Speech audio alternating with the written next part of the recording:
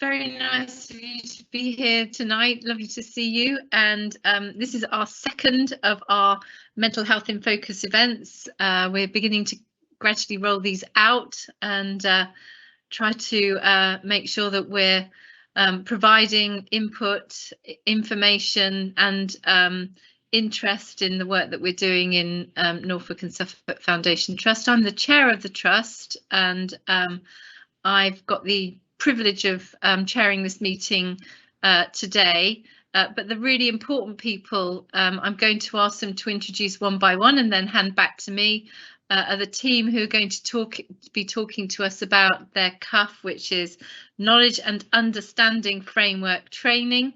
And I'm first going to ask Dr. Lulu, whose surname I'm not sure. Sorry, I haven't got my briefing in front of me, but Lulu, I can see you there. I'm going to ask you to introduce yourself and give your full name. Thanks, Zoe. So I'm Dr. Lulu Preston, and I'm a consultant clinical psychologist. And I've had the privilege and the responsibility to be leading NSFT's personality disorder and complex needs strategy over the last 6 years. I'd like to introduce my colleagues here today. So we've got Carl Coughlin. Thank you, Lulu. Yeah, my name's Carl Coughlin, and I'm the lived experience CUF trainer, knowledge and understanding framework, and the expert by experience adult lead on personality disorder strategy with Lulu. And Simon Barker, thank you. Evening, everybody. Yeah, my name is Simon. I am the CUF development lead for Suffolk, and it's my job to make sure that this training is rolled out across the region. I also have a counterpart in Norfolk and Waveney, so it's to make sure that training all gets out there. Lovely. So I think it's back to me now, and I'm back on. Yeah, great. Thanks very much. Lulu, Simon and Carl. Just a few words about how we're going to run today. So Lulu, Simon and Carl are going to talk us through the really important main part of the show tonight, and we're going to spend about 15-20 minutes where they talk us through what they're doing and what their training is doing and what it's designed to achieve. And then what we'll do is we'll take questions, but probably at the end of that slot, if that's all right with everyone. And just to let everyone know, we are going to be taping this event so that we can share it on our own internet and intranet, which will help with our own internal development and training as well. And you may ask questions by putting your questions into the Q&A, and we'll make sure that I read any questions that come into the Q&A out and make sure that the right person is asked to answer those questions. So that's the plan. Don't think I've got anything else by way of sort of housekeeping. And so with no further ado, I'm really delighted to hand back to Lulu, who's going to then orchestrate the next part of the session. Thanks very much, Lulu. Thank you. So I'm going to talk for just a couple of minutes to introduce the strategy and the framework, really, that the talk we're going to hear about tonight sits in. And then I'm going to hand over to Carl and Simon. So NSFT has been working on a personality disorder and complex needs strategy for the last 6 years. We've been doing this because, similar to many trusts throughout the country, we need to do something different and better for people with personality disorder and complex needs. The strategy has been co-produced from the beginning, so we've had lived experience experts like Carl involved right from the beginning. There's been lots of liaison with carers and staff across our organisation, as well as contact with best practice sites across the country, and reference to research evidence and Department of Health guidance, NICE guidance, to really look at what decent care and service provision for people with personality disorder type need looks like. So what we've created is a needs-led person-centred, lived experience informed and guided by best practice solution.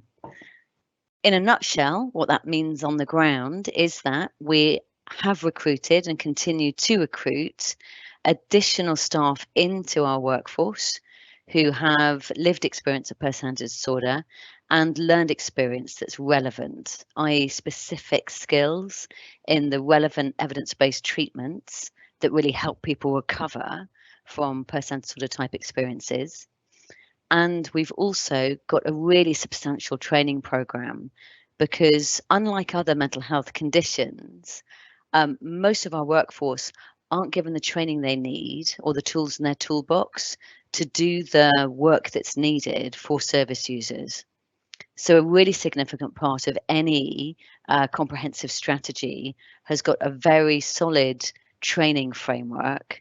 And I'm delighted to be able to say that NSFT is actually leading the country in its employment of knowledge understanding framework trainers, the incorporation of lived experience experts, and where we're at with that element of our training program. So I'm not going to say any more about it because that's Carl and Simon's job. All I will say is that there's lots of training offers that we provide for NSFT, but also the wider system, the wider community that we work in. So policing colleagues, social care, charity care sector, and physical healthcare staff. And there's, if anyone's interested in more information about the training packages we offer, please get in touch and we can give you all the details. So I'm going to ask Carl at this stage, which I usually do, if I've missed anything out, and if not, then he will hand over to Simon. Okay, thank you.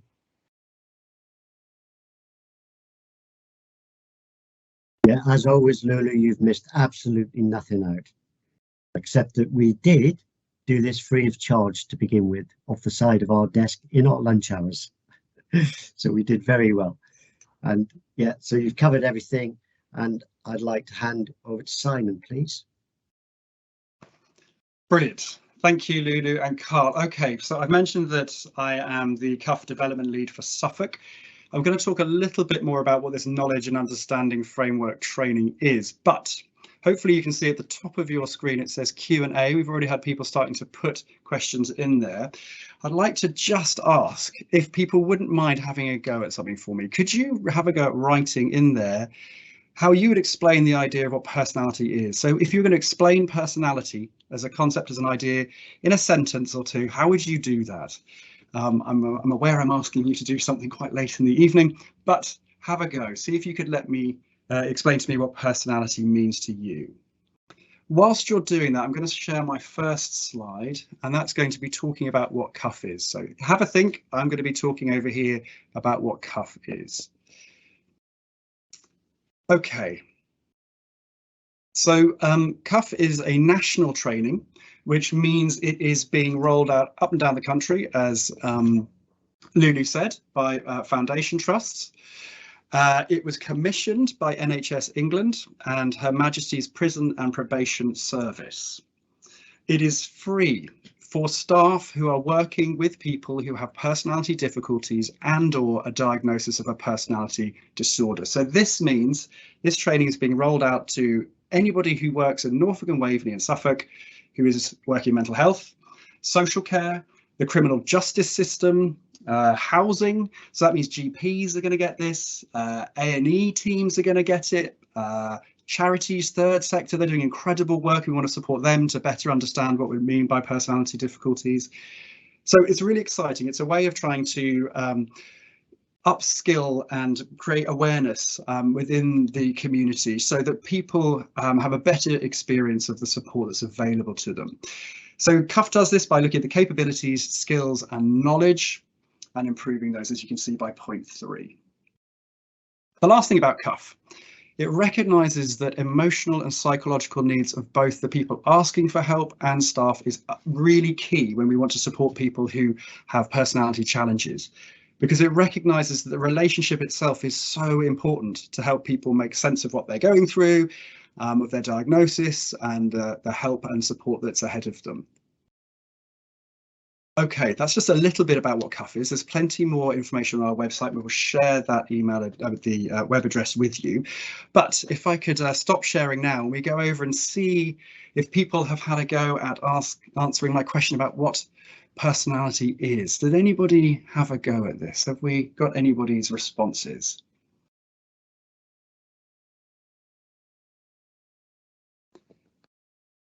Let me have a look.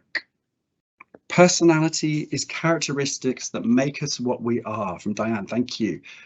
Mindful, me, and split me. Okay, these are brilliant. The attributes, traits which make up who we are as an individual. Abby, absolutely. What makes me human, as in each one of us is different, equal human. Perfect, absolutely. My character, absolutely. Oh, brilliant. So what I'm going to do is share my next slide with you. So this has got 3 areas in it. And the first one is personality, which I think you've absolutely nailed in terms of your idea around what personality is. For me, one way of describing personality is this idea of this unique combination of traits. We've had it mentioned already, which was brilliant. So this unique combination of traits, and by traits, we mean things like how spontaneous I might be, how introverted or extroverted I might be, agreeable or impulsive. So these are all examples of traits, and we have them in a unique combination. And it is that enduring sense of me that we get from this. So over time, you get a sense of who I am. So absolutely, we've got this idea of my character.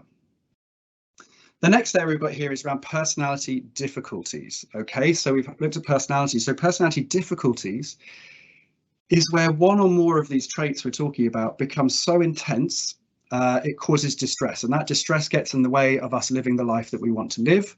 And it also starts to impact the people around us and our relationships, and can be incredibly isolating. So we've got this idea of personality and personality difficulties. The last part of the jigsaw puzzle is looking at personality disorder and diagnosis. I'm not sure if you can see our slides, but this idea around personality disorder diagnosis. And for me, diagnosis is the process where we work with clinicians to identify personality difficulties based on the signs and the symptoms of what we're experiencing. It is a process of working with people who've been trained to make sense of what I'm experiencing and give it a label or an idea. Okay, so CUF, this knowledge and understanding framework training, is working on all of these different levels. So the first thing we want to do is make sure that in terms of personality, we're ensuring the community has a much better idea of what that actually means and how someone's personality is formed. Because the minute we understand how personality is formed, we can then start to look at the next thing, which is like how the things that have happened to us have influenced our personality as it is here with us today. So I hope that makes sense. Our personality, understand how it's formed. So personality difficulties help us make sense of the experiences that have happened to us. This might feel like a small distinction, but for me, it's that movement away of looking at people and going, what's wrong with them? They're broken, they're faulty, they need fixing, they're othered, they're not like us, and brings it right back to this idea of that it's not what's wrong with you, it's what's happened to you. And when we can understand what's happened to somebody, we can start to make sense of what support they might need, what help might be best suited to them, and that they can understand the processes and experiences that they've had. So the last thing CUF really wants to do is work with clinicians around this diagnosis process. We want to make sure that by me stepping forward and talking about my personality difficulties or asking for help, I'm met with a stigma-free service. So I'm met with a service that recognises that the people can and do recover and manage personality difficulties, and that the support I'm offered best reflects my needs. And I know a lot of work Lulu's been doing is by looking at how we can identify what people need rather than focusing on removing symptoms or problems, if that makes sense. So a lot of it is needs focused. Thank you for writing in the chat function. That's really helpful. It's really reassuring, but I think we all know what we're talking about when we're talking about personality. What I'm going to do now is hand over to my colleague Carl. He's going to talk just a little bit more about what's involved in the training itself, and some of those walkaway messages that we hope that you can circulate to the people you know and who might be eligible to come and do this training. Lovely, thank you. I'm going to hand over to Carl now. Thank you, Simon. Beautifully put. You always give a great presentation, as does Lulu. So my role as a lived experience CUF trainer and experiencing it is that it is an in-depth 3-day course. The course is co-produced and delivered. It explores theory, skills, practice, reflection, importantly, and lived experience, of course, which is me, my job, to better improve the support people get on their journey to recovery or management. So I work with trainers from a clinical background, delivering the theory behind the course, but also I put the meat on the bone, so to speak, by bringing the course to real life experience. The training complements the workshops that Lulu and I ran when developing the personality disorder and complex needs strategy 6 years ago, as Lulu said, and still ongoing, where service users, carers and staff flagged up the need and want for more and better training in understanding personality disorder and complex needs. As Lulu said earlier, people had very little training in this area. One of the pleasures for me in delivering this training is the light bulb moments I see in those that attend when they realise that recovery, stroke management is a reality. Because in good old Blue Peter style, I am an example of one we made earlier. The message that people, myself included, get from CUF training is that hope and positive change are taking root in our trust, which is good for our staff, service user, carer and organisational morale. The CUF and personality disorder complex needs team cannot, or teams cannot do this alone. So it takes our trust as a whole for their hard work in creating service that is better supporting people with personality disorder and complex needs. And I know that our CEO, Stuart Richardson, is a champion in trying to make things happen and succeed in this area, and it will. Also, so I would like to finish by saying, hand on heart, that I am extremely proud to be a member of the CUF and the personality disorder and complex needs strategy teams, who equally deliver the core message that personality disorder and complex needs are not finite diagnosis. But more than anything else, I'm proud to be proof that we can live well with personality disorder and complex needs. And so before I hand back to Zoe, I would like to sincerely thank you all so much for giving me your time, your time this evening. Carl, that's fabulous way to wrap the overview of this extraordinary programme that you've described. We heard from Simon what CUF is all about, what it's designed to do. And Carl, as you said in that Blue Peter way, you are proof positive that we can, with better understanding and support, make sure that those with personality disorder are supported into recovery. Stroke management, I think, is the way that you described it, Carl. And this is all a very new area to me. What I would say, as someone new to this, everything that you said made absolutely perfect sense. But the thing that gives me most pride in hearing you talk about this, Carl, is the manner in which we've come together as a team, or you've come together as a team, to develop a training package, to deliver outside of our trust, so that we can step by step make lives better for those that we're here to serve. And that is just a brilliant thing to hear. So Carl, thank you for being part of this, and you, Simon, for explaining it, and you, Lulu, for doing all of the work that you're doing to make this happen.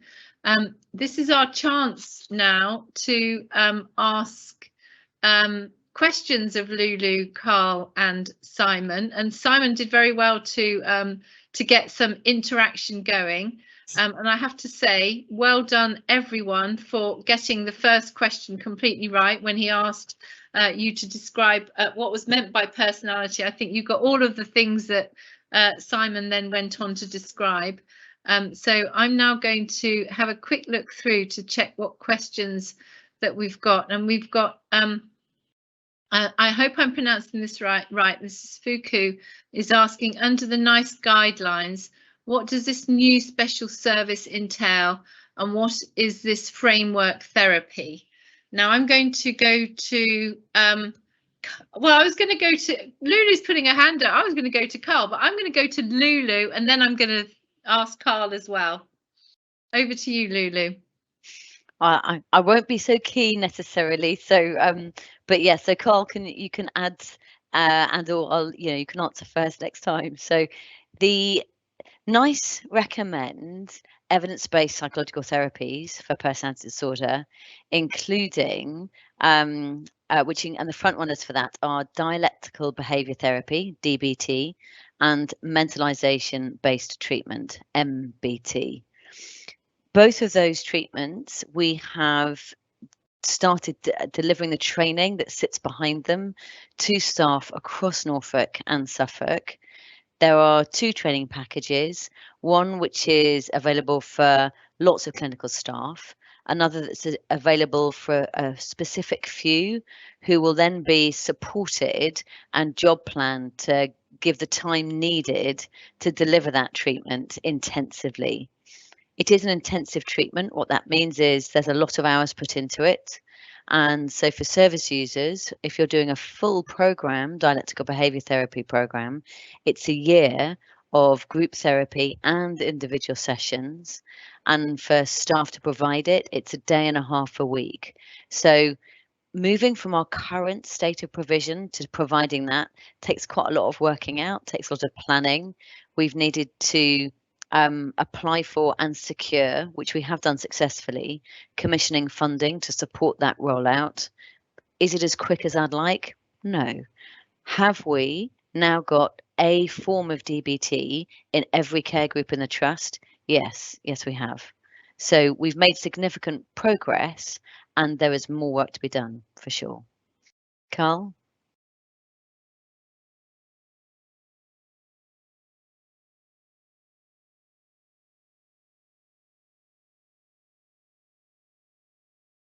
You're on mute, Carl.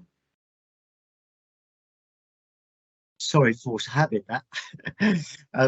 Yeah, I think Lulu, you've answered that absolutely perfectly, and I can't really answer it any further other than to say, from the data we're getting back already from DBT groups, there's a positive feeling of service users feeling that they're on the road to recovery, stroke management, and also that things like self-harm and suicidal ideation are definitely reducing within them groups.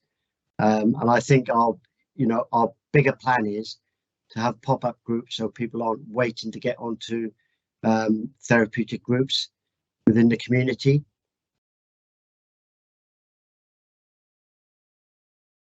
Right, thank you. Excellent. I think we're back to me. Thank you very much indeed for explaining this, and we've got lots of questions coming in. Fuku, thank you very much for saying, Mr. Richardson, a good egg. I will pass that back to him. He'll be very pleased to hear that. Thank you for that. And Fuku, you've asked a long and complicated question here, which I will come back to. But I'm going to ask my team to summarise it, please, because I'm not going to read all of that out. And if we don't get the gist of your question right in the summary, I'm going to make sure that we write back to you with a full response to your longer question. But thank you very much for your engagement here. I've got a question here from Sally. Is personality disorder linked to childhood difficulties? And because he's not answered a question yet, I'm going to ask Simon to answer that one. Hey, yep, thank you, Sally. It's a great question. So on the cuff training, I mean, again, it's going to depend who you talk to. We'll have different ideas about why people may develop personality difficulties. But on our course, we really focus on it in terms of a model called the biopsychosocial model, which recognises there's lots of factors that come together and it's complex. So yes, you could say that childhood difficulties can be linked to personality disorders, but for some people, those difficulties might not be quite so pronounced. So it feels like a bit of a thin answer, but what we're saying is that the research is showing us that there seems to be a link between sort of like our genetics and a predisposition, but that doesn't mean that we will develop any personality difficulties, because where we grow up and how we grow up is just as important, and also the communities and services and support we get around us also influence whether that will happen. I'm aware we have a clinician in the room who may come in with a little bit more context for you, but I hope that helps a little bit. And I just say as well, with the question before that we mentioned about stigma, but Fuku's message had a lot to talk about stigma in this training, if it's all right. So I'm off now. I'm off on one. I'm enjoying it. One thing this training is all about is challenging those preconceptions, misconceptions and stigmas. And the way we do that is by having people in the room who've experienced them, who challenge these people in the room, our workers and our colleagues, and also give people really strong role plays and videos and examples of where this is happening and what do we do differently, how do we do it differently. In fact, the entire of day 3 is dedicated to creating healthy organisations and healthy teams, and trying to recognise how, if the team isn't healthy, anybody coming in and accessing and asking for help is going to be met with very difficult and different responses. So it is very much about challenging those stigmas, Fuku. So it's a great question. Thank you, Simon. Thanks. Thank you, Simon. Thank you very much, Simon, for also addressing the really important question around stigma that Fuku's raised with us. I wonder whether Carl would like to talk to us a little bit about this whole question of stigma and dealing with it head on in a way that's utterly appropriate.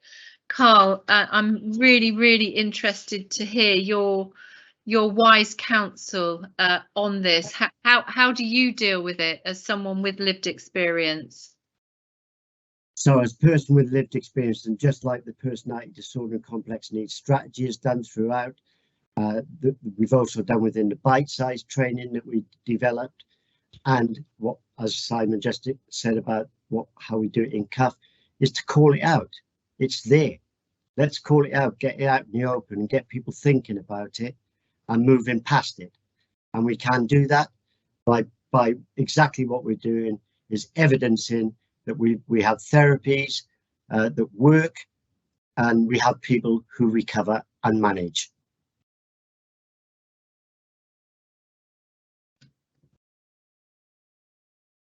Carl, thank you. That's that couldn't be clearer. Absolutely. And you know, it sounds as though this 3 days of training is an extremely immersive experience for all of those from whatever perspective they're coming on the training course. And it's interesting, great question here from Abby. Thank you, Abby, for asking this question. Very relevant, I think. Is this training open to, and would it benefit individuals with a personality disorder? Who would like to answer that question for me? I think Carl is saying either he might like to, or he's telling me someone else. I'm sorry, the spotlight's fallen on you, Carl, and then maybe I'll hand over to Lulu. Well, I know when I took this course, first of all, in 2013, it was, I took it as a service user. So I was trying to point this towards Simon because I think at the moment it is aimed predominantly at staff. But I would like to see a time when, yes, it is open to service users as well. However, correct me if I'm wrong, Simon, but the CUF team will actually be working within a recovery college, delivering training which will include living well with personality disorder.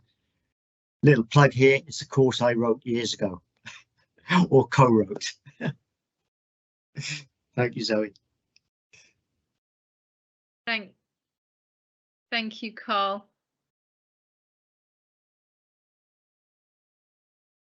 Thank you, Carl. I think you've answered that really well. I will come back to Simon just to be really clear on that, if you don't mind. But before I do so, I'm going to take another question, if I may. And this is from Anonymous. Thank you very much indeed for joining us. And Simon, if you could also link this into the question around who this is geared towards. So the question is, what level of stability is needed for clients to access our services? We find the substance misuse service, we hit barriers for mental health service taking clients as they would like them to be substance free. This is a really interesting question. This may not be possible and need dual support as substances linked with other areas, including MH and PD. So Simon, can you help me with that, answering that question and the one that we've just taken? So the one we've just taken, I can. Unfortunately, that one feels, if Lulu, you're all right to take that one, because I'm in terms of the wider strategy. But I remember when Carla were working together at the very beginning around CUF, and you said it was one of the first trainings you had been on where the concept of management recovery was very tangible and very real. And that was like, oh, I've got so much ahead. And lo and behold, this many years later, you're now delivering and supporting people to get that same light bulb moment. We are in the process of developing training with the core themes and the core theory and practice and those kind of elements for people who have personality difficulties or a diagnosis of personality disorder. So that will be coming soon. The Recovery College already delivers a training around living well with personality disorder. But what we're trying to do is make sure that the common themes and the common messages are coming through, so everybody's got a shared language to discuss how they feel and what help they might need. So yes, keep an eye out, and we will hopefully be back doing one of these with more focus on people who are asking for help rather than those who are offering the support. If it's all right, I will hand over to Lulu to ask the second part of that question. So I hope I've picked up the right one. This is about the when people are presenting with mental health difficulties and substance misuse. Yeah, so it's a really common frustration for service users that services are designed around one particular need when actually most service users, most humans, have got lots of different needs. So this is something as an organisation we're really aware of. I think a lot of mental health colleagues are skilled in managing substance use as well as mental health difficulty, and there are still challenges with people with those difficulties getting the right services and they're getting their needs met. What I would say is that in the personality disorder kind of training program and all of the different components of that, and CUF is one of them, one of the really strong understandings of personality disorder and complex need is that using substances is a way that actually humans moderate their mood and moderate difficulties and emotional experience.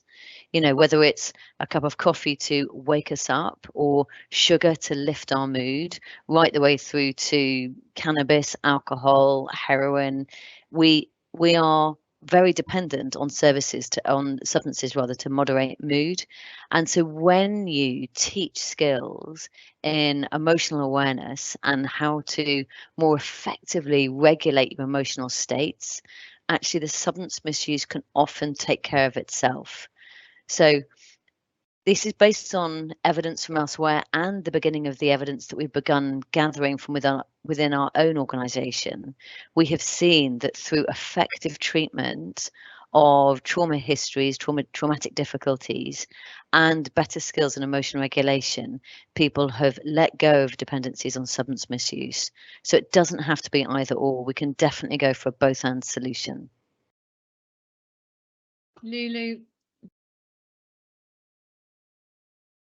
thank you very much indeed for that really clear and compelling answer. It's something, as someone who's very new to how we treat and support those with mental ill health, it's a question that's being repeatedly raised, we are complex, complicated individuals, aren't we? We need to treat the person, not the very specific, narrow diagnosis that we may have chosen to put on someone. It's about bringing people in to help support, again, as Carl has said, to improve their journey to recovery or management. So thank you very much for that. This training does sound absolutely fascinating. We've got a question here from Anonymous about whether or not this is an overview of the workshop or whether we're actually giving training. I think that the intention behind tonight is to allow people who didn't know that this training existed to know it exists, and to give a bit of a sense of what it may feel like, but not to actually provide that training. But we will certainly be putting up the details, I think, in the chat, or following up with an email as to how to access the training, if that's something that you are interested in. And another question, and I think this is another great question, because I really do believe in the strength and power of breaking down organisational barriers, and one of the best ways to do that is to get people in a room together from different backgrounds and organisations to learn together. So the question is, do staff from different backgrounds and organisations attend the training together? Now, I'm not going to give away the fact that Simon's already given the answer, but Simon, I'm going to ask you to answer this so we can all hear you talk about it, and maybe talk a little bit about that kind of added benefit that we get by having people who come in from a different perspective, maybe, I don't know, from the police and the voluntary sector and some of the other organisations that you've talked about it, how valuable it is to get them all together in this 3-day course. I mean, so CUF is built around this idea that we need to get services and the communities talking, and when we can do that, we can have a kind of more of a global improvement in our understanding and support of people. So you can imagine what it's like to have people from all these different backgrounds coming in. I mean, we were doing a training the other day where we had a couple of people from the police force, and literally from day 1 till day 3, complete revolution in how they understood and made sense of and would support somebody. It wasn't just me and Carl doing the training, it was the people in the room, helping them understand what support is available, what things haven't worked in the past. We have the council who are starting to think about how they support people, say, with where they live and how they live. We have people who are there because they're working in the third sector and are trying to do a better job of supporting people, often when there's no money at all. So how can we literally just work on the relationship and support people? I feel like what we're starting to do as well is build a community. So people who come on the training are then invited to stay part of it. So obviously we have people from NSFT and staff in those rooms as well. And we are looking, in terms of my role as a development lead, is how do we start to take personality difficulties and move it forward out of just the training, and we start to have a standard that we can go in and support services and organisations to meet. We're also really interested in whether we can start to look at bringing people together in a larger venue, so like looking at conferences and things like this. So this is all planning coming down the road. We're really excited, but I think, you know, as they say, you know, together we are better. There's a slogan for you. I'm not sure if that's a political one, actually. I don't know if people have used that elsewhere, but yeah, absolutely. Yeah, it's a great, it probably is a political slogan. I can think of many more political slogans that are a whole lot worse than that. Don't even get me going on that one, because I'm politically neutral, of course. But Carl, I'd be really interested to hear your perspective. I'm someone who comes actually from a policing background. I was the CQC for policing, but we weren't called CQC. And one of the things that really struck me when I used to go out on patrol with police officers was the ability of some of them to understand and recognise mental health in the broadest sense, but also I was also struck by some that really struggled with it, and how important education and training was within that. So Carl, I just wondered what your reflections are about having this kind of multi-agency approach to training, how it feels from your perspective. Yes, thank you, Zoe. To me, it's been part of my ambition for over 10 years, is to bring us all together, joined up thinking wise, and acting wise. And I think the strategy and CUF training and the bite-sized training do that very successfully. We're bringing people together. And I noticed earlier on that there was a question here talking about holistic services, and I think that's what we're all doing together, is promoting that holistic way of thinking and treating people. So for me, for example, I struggled with keeping a roof over my head when I was very unwell. So part of what we did in what is now called formulation, wasn't called it then, I don't think, was look at what was holding me back in my recovery. And part of that was I was struggling to keep a roof over my head. So the solution was to reach out to another sector to say, can we bring you in to help Carl with his housing related support, and then we can better work with his mental health as well. So it's bringing everything together, and I think we're doing that successfully as a starter. Yeah. And Carl, that's you know, such a clear descriptor of why it is so important to look. You described it as holistic, to look in the round at what needs to happen. And you know, there's not one agency that we should be reliant on. Helping and supporting people with mental ill health is everyone's business, and that's one of the big things that I'm pushing across our communities and those that work within our communities. Is we're a specialist mental health trust. It's absolutely brilliant to hear some of the fantastic work that we're doing. I didn't know about CUF until tonight. It's great to hear it. But what we need to do is to make sure that we build that community resilience and resource, so that people, whatever their diagnosis is, whatever their needs are, have somewhere close to their home where they can access quickly the services that are tailored to meet their needs. So yeah, absolutely right. And it needs to be looking at the whole person, not just one small element. Abby, you've asked a really great question. Thank you, Abby. You've asked, is this training available to all staff? How successful has it been? How many staff? It sounds brilliant. It definitely does. And you'd like to hope that lots of NSFT staff will want to have it and to have attended. So that's a ringing endorsement from Abby. Thank you very much indeed. And Simon said that there are some shorter courses for people who work in a less direct way available, and also for people like GPs, receptionists, and so on. Isn't that great? There was a question that I know Lulu has. Thank you very much. There's a few slightly technical questions about individuals, which Lulu, I'm really pleased, thank you, has answered within the chat. There's a question about support with diagnosis, and there is also a question about something that I don't actually know what it is. Apologies. Polyvagal, is that correct? And Lulu's answered that question as well within the chat.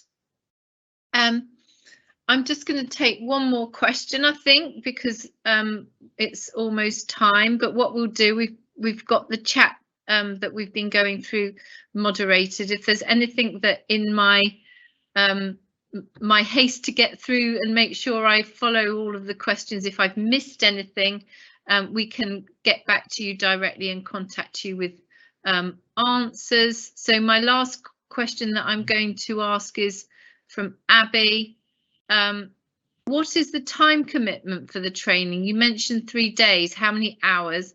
Will NSFT support staff to attend when they have busy lives and work hours? Absolutely. This is one of the things, isn't it? We're so busy with trying to make sure we're supporting the people that are already we're already working with, or who we know are on waiting lists. Do we have the chance to actually do this kind of development? And I think Simon might be able to answer that question for us.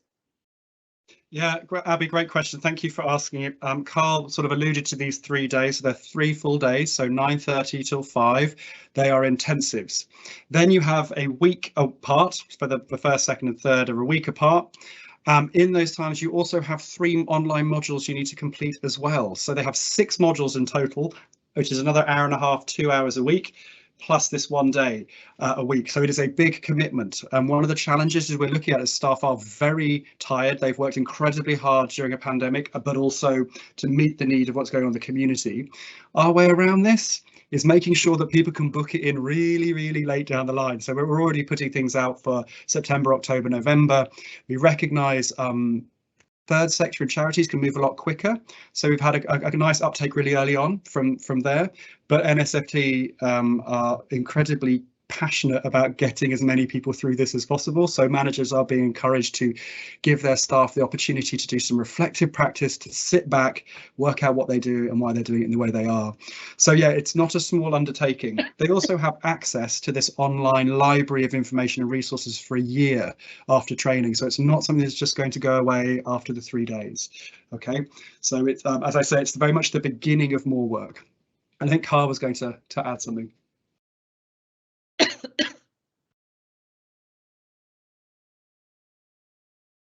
So yeah, thank you, Simon, and thank you for this great question.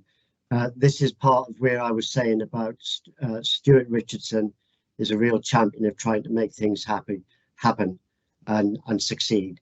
And his passion for it is to try and free up that time through talking to managers of IDTs and acute wards, etc., and trying to make sure that managers free up time for people to get this training that benefits everybody. And I'm going to quote Lulu Preston here from day one. That time invested is a short time pain for a very long-term gain. Yeah, thank you.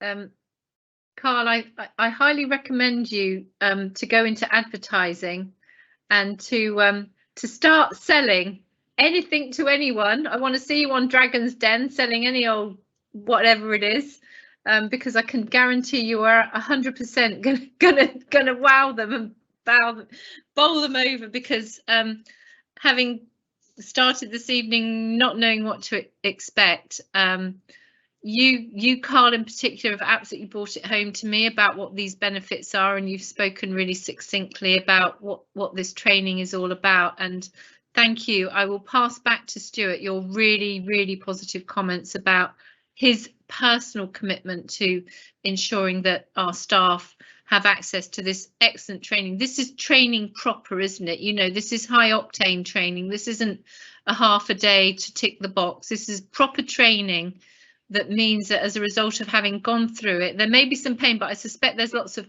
enjoyment on this training as well. But you go through this training and you are really properly then equipped within your organisation to take those steps to improve the lives of those that we are here to serve. So it's been absolutely brilliant to hear that. I think I'm going to look to Isabel now. I think I need to wrap up now because I think we've slightly gone over our time.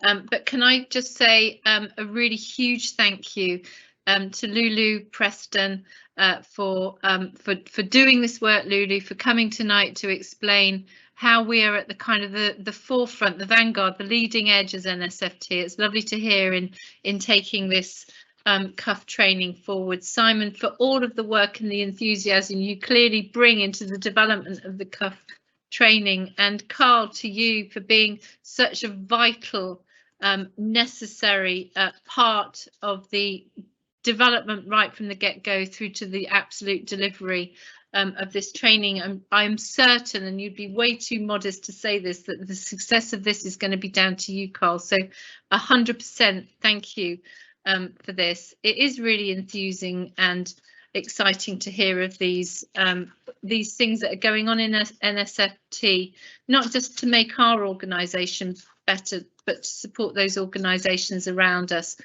to make sure that we're able to provide the best possible service collectively, because that's what this is all about. There is such thing as community, isn't there, Carl?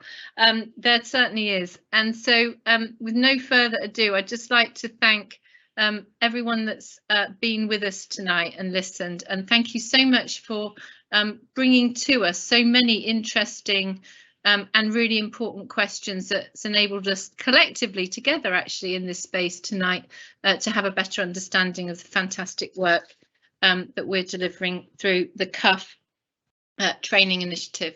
So with no further ado, I'm just going to say that's it for tonight. I hope you enjoy the evening. It's lovely where I am on the Suffolk coast. I hope it's as lovely where you are. I hope nobody goes back to work and does tons of emails, but you go out and just have a bit of time to do the things that you enjoy doing. So thank you so much, everyone. It's been a pleasure to be with you.